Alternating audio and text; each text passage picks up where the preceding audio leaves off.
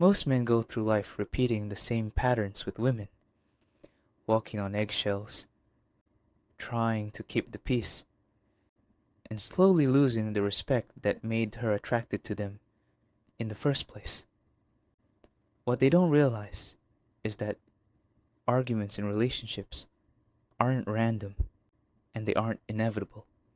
They're the predictable result of one thing: not understanding how women process emotions. In this video, I'm going to share the psychological insight that has allowed me to go over 3 years without a single real fight with a woman. Not with my girlfriend, not with female friends, not even with the most challenging women I've encountered in work and social settings. And before you assume I just roll over and say yes to everything, no. I still set boundaries. I still call out bad behavior. I still say no when it matters. The difference is, I've learned how to do it in a way that makes women actually want to cooperate rather than resist. Most dating coaches will tell you that conflict with women is unavoidable, that you need to dominate, hold frame, or accept that women thrive on drama. But the truth is, that's outdated thinking. Once you understand how the feminine psyche really works, you'll see that arguments are not only avoidable, but unnecessary. The secret lies in what I call the amplification principle. Here's the reality. Women are emotional amplifiers. Whatever emotional state you bring into an interaction, they magnify it. A hint of frustration becomes full-blown tension. A spark of irritation becomes a storm. It's not conscious manipulation.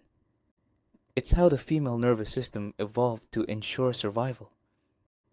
Thousands of years ago, a mother had to be hyper-attuned to the emotional shifts of her baby. That same sensitivity is still present in women today. This is why so many small disagreements explode into drama. You thought you were arguing about dishes or plans for the weekend. She wasn't reacting to the words. She was reacting to your tone, your micro-expressions, the emotional energy behind what you said. And then she reflected it back to you amplified. Here's the critical insight. If her reactions are amplifications of your input, then the quality of her response is directly tied to the quality of your delivery. Send irritation, you get escalation. Send calm warmth, you get cooperation. Send detached coldness, and she panics, sensing abandonment. Most men never learn this. They think, if I'm right, it shouldn't matter how I say it. But with women, how you say something is often more important than what you say. Once you understand that, everything changes. Now, this doesn't mean every woman is capable of peace. Some are addicted to drama.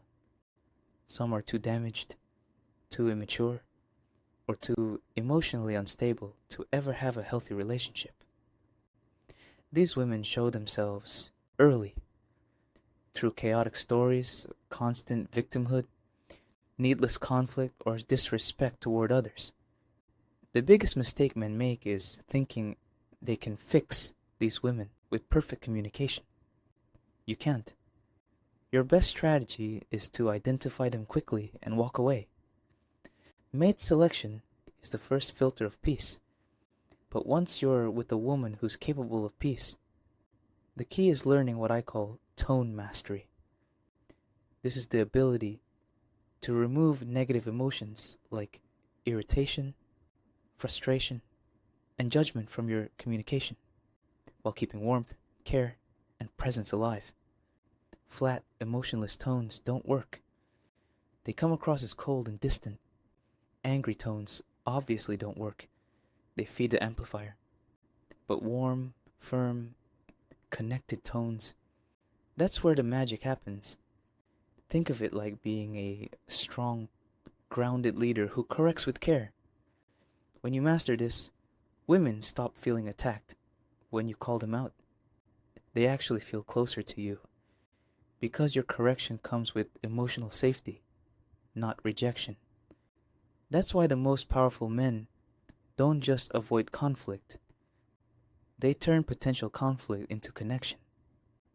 Here are a few practical tools. The warm sandwich, lead with connection, deliver the correction, end with reassurance. The curious observer, replace judgment with genuine curiosity about her perspective. The shared problem, frame, make it us versus the issue instead of me versus you.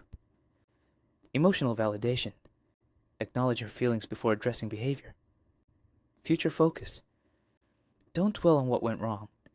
Move to how things can go better. Use these correctly, and you'll notice something incredible.